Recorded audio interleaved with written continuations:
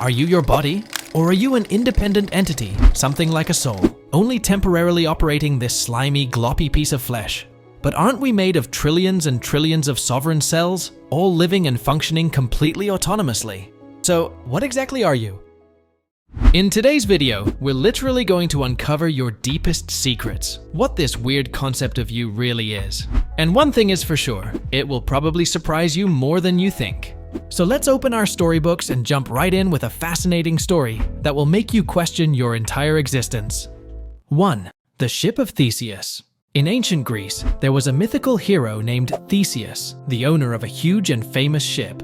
However, this ship is not as normal as we might expect. But first, back to the story. The ancient Greek hero Theseus was exploring the Mediterranean Sea on his eminent ship.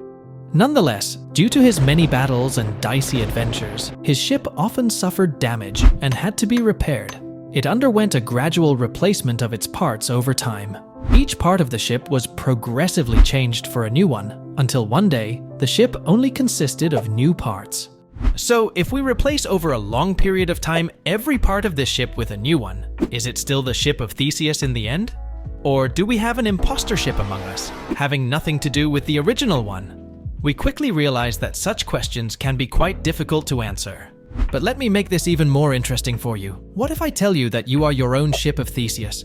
In fact, every cell of a human body is completely replaced after an average of 7 years. The person you were 7 years ago has physically nothing to do with your current self. Since the beginning of this video, over 250 million of your cells have already died, constantly being replaced by new ones. Just think of it. Everything you define as you in this moment will be dead within the next few years, and everything that follows will be some weird kind of new upgrade. But to question the very nature of our existence even more, let's take this concept even one step further. Imagine you and your best friend are part of a scary professor's experiment. In this scenario, each of your cells is being gradually exchanged. This process continues until you and your friend are completely swapped out.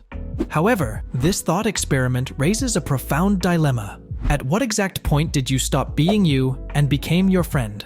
How much of your body can be replaced until it isn't considered you anymore? I know it can get kind of mind-blowing trying to answer these seemingly end-of-the-world, boss-level philosophy questions, but luckily, we might be able to answer this paradox after looking at our next crucial chapter. 2. Consciousness. Out of literally nowhere and with no one politely asking you if you wanted to exist, you were suddenly 7 years old. That's the time when we more or less realized that we are actually alive. Everything before that was just some blurry and distorted dreamlike sequence, close to the fuzzy memories of a hangover. So what the heck is consciousness anyway?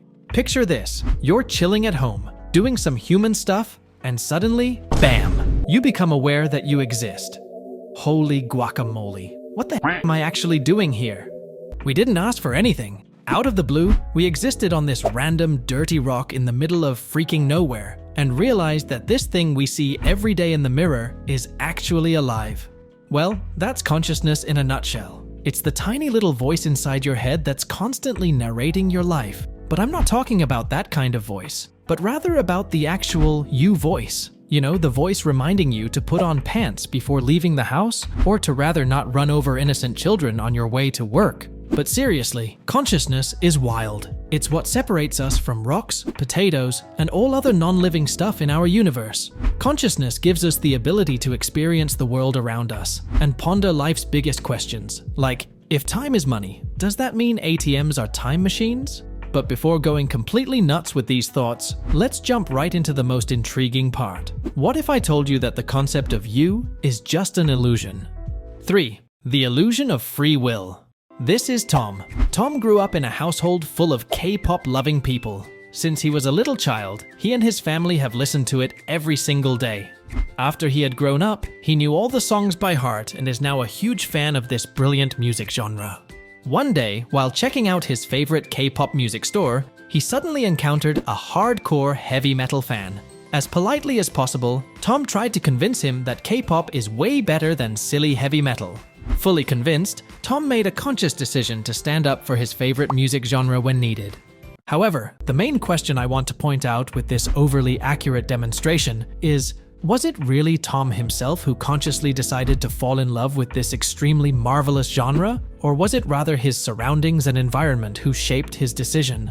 Just think of it. Are you really you? Or are you just a culmination of past experiences, determining every single decision of your life? For instance, have you ever eaten some elderly people? Probably not. At least I hope so. But without sounding too psychopathic, who actually made this decision for you? You yourself? Or society telling you it is wrong to eat elderly people?